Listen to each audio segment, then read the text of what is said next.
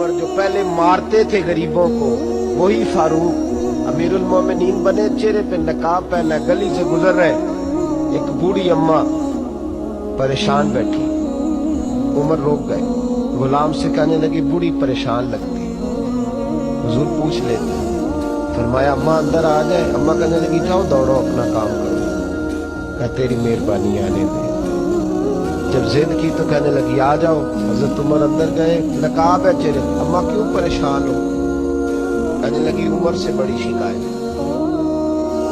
کیا ہوا؟ کہنے لگی بوڑھی بھی، بیوہ بھی، بے اولاد بھی، 25 دینار کا قرضہ چڑھ گیا، 3 دن ہو گئے روٹی نہیں کھائی، عمر امیر المومنین ہے، اس نے میرا حال ہی نہیں پوچھا۔ حضرت عمر کہنے لگے اماں عمر کو کیا پتا تو اس حال میں ہے؟ تو مدینے کی وہ بوڑھی عورت بھی جانتی تھی کہ جمہوریت کیا ہوتی ہے، جمہوریت کیا ہوتی ہے۔ اماں عمر کو کیا پتا کہ تو اس حال میں ہے؟ تو وہ اماں بولی، کہنے لگی کیا کہا تم نے؟ عمر کو پتا نہیں؟ عمر کو جا کے میرا پیغام دے دو کہ حکومت چھوڑ دے، اس کے حوالے کرے جو غریبوں کا پتہ رکھ سکتا ہے، نہ ادھر ادھر کی تو بات کر، یہ بتا کہ قافلہ کیوں لٹا؟ مجھے رہزنوں سے غرض نہیں، تیری رہبری کا سوال ہے۔ تو بہانہ کر کے سائیڈ پہ ہو گیا، بول، تو پتہ رکھ نہیں سکتا تو کیوں حکومت کرتا ہے؟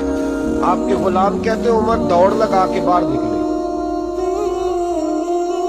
کھانا پکا پکایا گھر سے لائے، 25 دینار بھی لائے، 2 بوریاں اناج کی کندھوں پہ رکھ لی۔ غلام کہنے لگا حضور مجھے دے دے، فرمایا وعدہ کر قیامت کے دن بھی میرا بوجھ اٹھائے گا؟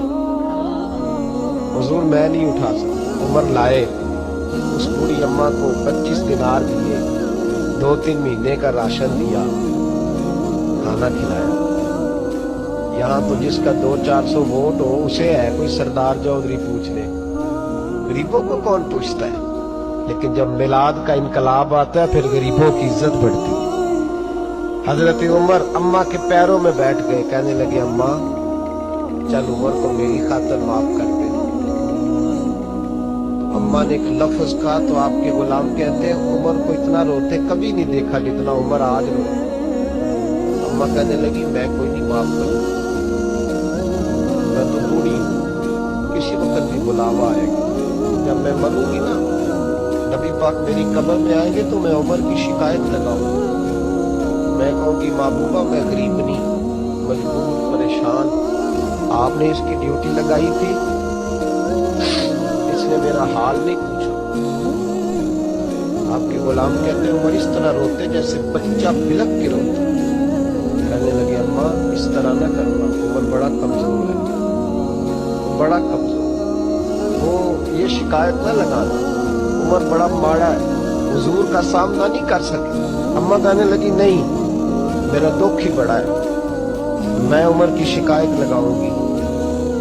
حضرت فاروق اعظم منت کرنے لگے تو بوڑھی کہنے لگی چل تیری خاطر عمر کو معاف کیا۔ حضرت عمر کہنے لگے مجھے لکھ کے دے، اماں کہنے تم لکھ دو میں سائن کر دیتی ہوں۔ حضرت عمر نے لکھا فلاں بنت فلاں عمر سے ناراض تھی، پھر عمر نے راضی کر لی۔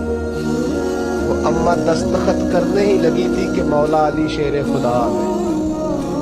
حضرت عبداللہ ابن مسعود آ گئے رضی اللہ تعالی عنہما، اندر آتے ہی کہنے لگے عمر یہاں کھڑے ہو، میں سارے مدینے میں ڈھونڈ آیا ہوں، وہ ملک شام کے کچھ سفیر ملنے آئے۔ اماں فٹافٹ اٹھ گئی، ہائے یہ عمر تھا، عمر کے سامنے کہتی رہی۔ فاروق اعظم کہنے لگے نہ اماں تو وعدے پہ قائم رہے، تو نے جو کیا ٹھیک کیا، سائن کر۔